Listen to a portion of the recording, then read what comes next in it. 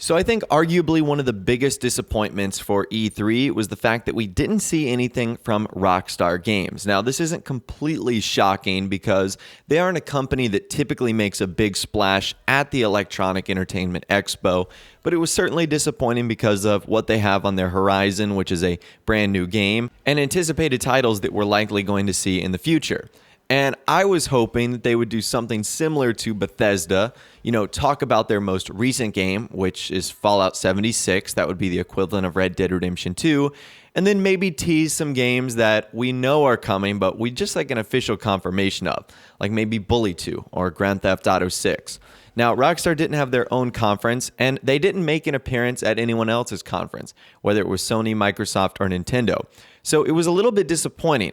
Now, Take-Two Interactive was at E3. They confirmed this via Strauss Zelnick, who is the president of Take-Two Interactive. They said they were just going to have like a booth and a little bit of an area where they were going to be holding business meetings. And I've seen this booth at E3 before. It is like super nice. It's by far one of the nicest ones there.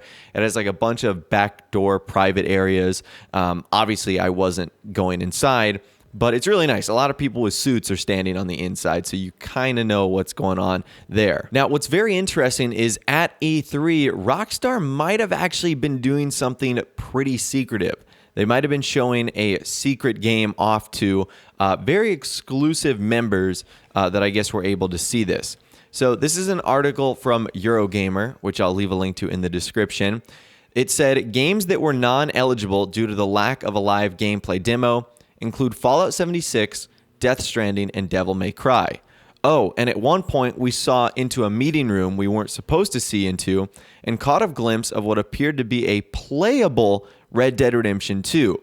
On the face of it, this year's most noticeable absentee, but it seemed very hush-hush, and neither we nor anyone we know was allowed anywhere near it. So don't tell anyone, okay? So that is Eurogamer. If Eurogamer and anyone they know wasn't allowed near it, who was allowed near this? I mean, do you have to be the president of the United States to see this playable version of RDR2? I mean, if Eurogamer and people really close to them aren't getting into that, who is? And what I think this means is probably soon we're going to get like another batch of teases that Rockstar is going to hand out for RDR2. So you guys know the one in May where they gave the opportunity of people like Polygon and, maybe someone like Eurogamer the chance to maybe check out a little bit more of RDR2, give them exclusive screenshots and whatnot. But this seems a little bit more intense.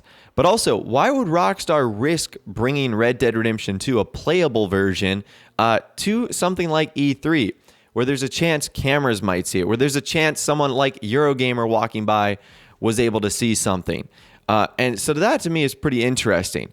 And this is not shocking from Rockstar at all, but I really want to know what's going on here. Why this exclusive meeting was, held above so many people and why no one really figured out about it.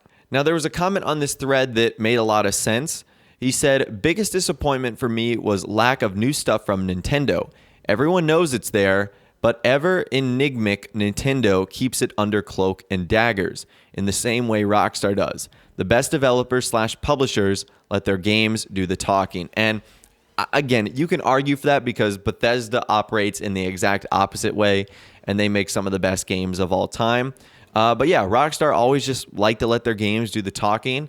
They never do like a big presentation at E3.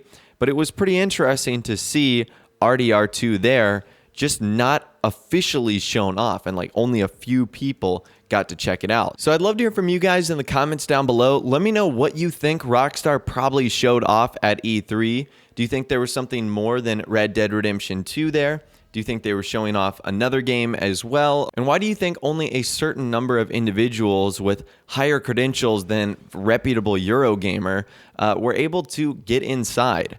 So this is pretty interesting to me. I'd love to hear from you guys in the comments down below. If you did go on to enjoy this video though, a like rating would of course be awesome. And also subscribe to my YouTube channel if you are new or you like daily GTA 5 videos like this. Without the way guys, like I said, thanks so much for watching. Take care, and I'll see you guys in the next video.